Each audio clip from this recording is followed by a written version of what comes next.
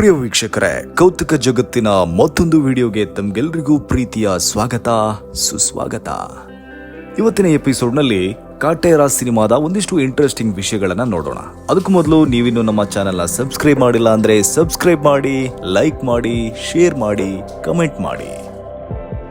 Kaatera cinema ರೈತರ ಸಿನಿಮಾನೇ ಆಗಿದೆ, ಆದರೆ ಅದನ್ನ ಟ್ರೈಲರ್ನಲ್ಲಿ ಜಾಸ್ತಿ ಬಿಟ್ಟುಕೊಟ್ಟಿಲ್ಲ. ಒಂದೇ ಒಂದು ಸೀನ್, ಒಂದೇ ಒಂದು ಡೈಲಾಗ್ ಬಂದು ಹೋಗಿದೆ. ಇದರ ಮಧ್ಯೆ ನಾಯಕ ನಟ ದರ್ಶನ್ ತಮ್ಮ ಈ ಚಿತ್ರದ ರೈತರ ಹಾಡಿನ ಬಗ್ಗೆ ಹೇಳ್ಕೊಂಡಿದ್ದಾರೆ. ಚಿತ್ರದಲ್ಲಿರೋ ರೈತರ ಹಾಡನ್ನ ರಿಲೀಸ್ ಮಾಡುತ್ತೇವೆ ಅಂತಲೇ ಹೇಳ್ಕೊಂಡಿದ್ದಾರೆ. ಕಾಟೇರ ಸಿನಿಮಾದಲ್ಲಿ 1974ರ ರೈತರ ಕಥೆ ಇದೆಂದು ಹೇಳಲಾಗ್ತಾ ಇದೆ. ಕಾಟೇರ ಸಿನಿಮಾದಲ್ಲಿ ಒಂದು ರೈತರ ಹಾಡು ಕೂಡ ಇದೆ. ಇದರ ಬಗ್ಗೆ ಇಲ್ಲಿಯವರೆಗೂ ಏನ್ ನ್ಯೂಸ್ ಇರಲಿಲ್ಲ, ಆದರೆ ಇದರ ಬಗ್ಗೆ ಸಡನ್ ಆಗಿ ಒಂದು ವಿಚಾರ ಇದೀಗ ರಿವೀಲ್ ಆಗಿದೆ. ಈ ಒಂದು ದಿನಕ್ಕೇನೆ ಸಿನಿಮಾ ತಂಡ ಕಾಯ್ತಾ ಇತ್ತು ಅನ್ಸುತ್ತೆ. ಹೌದು, ರೈತರ ದಿನಾಚರಣೆ ಡಿಸೆಂಬರ್ 23ರಂದು ಇದೆ. Kaatera cinema release date fix ಆಗಿದೆ. ಪ್ರಚಾರವು ಜೋರಾಗಿಯೇ ಇದೆ. ಮೊನ್ನೆ ಹುಬ್ಬಳ್ಳಿಯಲ್ಲಿ ಚಿತ್ರದ ಟ್ರೈಲರ್ ರಿಲೀಸ್ ಆಗಿದೆ. ಇದೀಗ ಡಿಸೆಂಬರ್ 23ರಂದು ಮಂಡ್ಯದಲ್ಲಿ ದೊಡ್ಡ ಇವೆಂಟ್ ನಡೀತಾ ಇದೆ.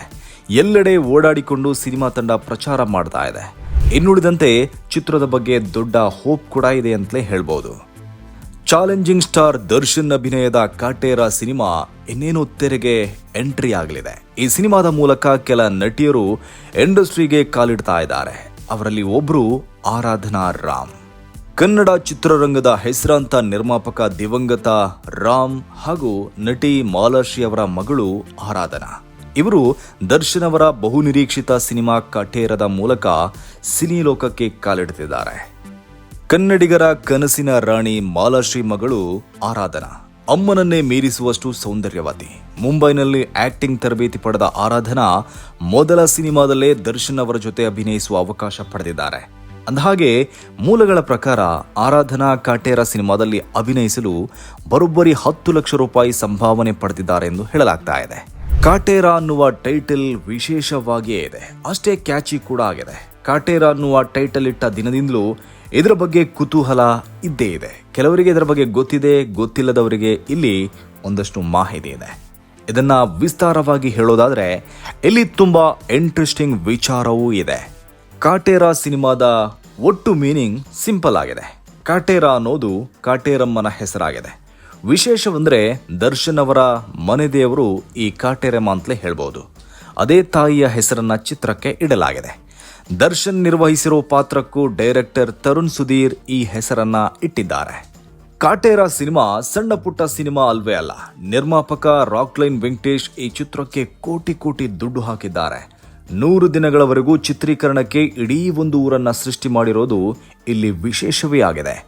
ಅಂತಹ ಈ ಚಿತ್ರದ ಬಜೆಟ್ 45 ಕೋಟಿ ಪ್ಲಸ್ ಅಂತಲೇ ಸುದ್ದಿ ಇದೆ. ಇದನ್ನ ಯಾರೂ ಕನ್ಫರ್ಮ್ ಮಾಡಿಲ್ಲ ಬಿಡಿ. ಕಾಟೇರ ಸಿನಿಮಾ ತುಂಬಾ ಚೆನ್ನಾಗಿಯೇ ಬಂದಿದೆ. ಟ್ರೈಲರ್ ನೋಡಿದರೆ ಅದರ ಸಂಪೂರ್ಣ ಸಂಕ್ಷಿಪ್ತ ಚಿತ್ರಣ ಸಿಗುತ್ತೆ. ಸಿನಿಮಾದಲ್ಲಿ ರಕ್ತವೇ ಹರಿಯುತ್ತೆ, ಡೈಲಾಗ್ ಕಿಚ್ಚು ಹಚ್ಚುತ್ತೆ, ಪ್ರತಿ ಮಾತಿನಲ್ಲೂ ಕಿಡಿ ಇದೆ. ಕಾಟೇರ ಸಿನಿಮಾ ಸಾಮಾನ್ಯ ಸಿನಿಮಾ ಅಲ್ವೇ ಅಲ್ಲ, ಇದೊಂದು ಬೇರೆ ಲೆವೆಲ್ನ ಚಿತ್ರವೇ ಆಗಿದೆ. ಕಾಟೇರ ಸಿನಿಮಾದ ನಾಯಕ ದರ್ಶನ್ ಅಭಿನಯ ಇಲ್ಲಿ ಬೇರೆ ಮಟ್ಟಕ್ಕಿದೆ. 2 ಕೈಗಳನ್ನ ಕಟ್ಟಿ ಹಾಕಿದ್ರು ಫೈಟ್ ಮಾಡೋ ದೃಶ್ಯಗಳು ಇಲ್ಲಿ ರೋಚಕತೆ ಮೂಡಿಸುತ್ತೆ. ಅಷ್ಟು ಥ್ರಿಲ್ಲಿಂಗ್ ಅನಿಸೋ ಸಿನಿಮಾ ಇದೇ ತಿಂಗಳ 29ರಂದು ಎಲ್ಲೆಡೆ ರಿಲೀಸ್ ಆಗ್ತಾ ಇದೆ. ಎಲ್ಲರ ಮನದಲ್ಲೂ ಹೊಸದೊಂದು ಅಲೆಯನ್ನ ಎಬ್ಬಿಸಲಿದೆ ಅಂತಲೇ ಹೇಳ್ಬೋದು. ಸೊ ಫ್ರೆಂಡ್ಸ್, ಇದಿಷ್ಟು ಕಾಟೇರ ಸಿನಿಮಾದ ಕುರಿತ ಸಂಕ್ಷಿಪ್ತ ಮಾಹಿತಿಯಾಗಿತ್ತು. ಮುಂದಿನ ಎಪಿಸೋಡ್ನಲ್ಲಿ ಮತ್ತೊಂದು ಕೌತುಕ ವಿಷಯದೊಂದಿಗೆ ನಿಮ್ಮನ್ನ ಭೇಟಿಯಾಗ್ತೀನಿ. ಅಲ್ಲಿಯವರೆಗೂ ಜೈ ಹಿಂದ್, ಜೈ ಕರ್ನಾಟಕ.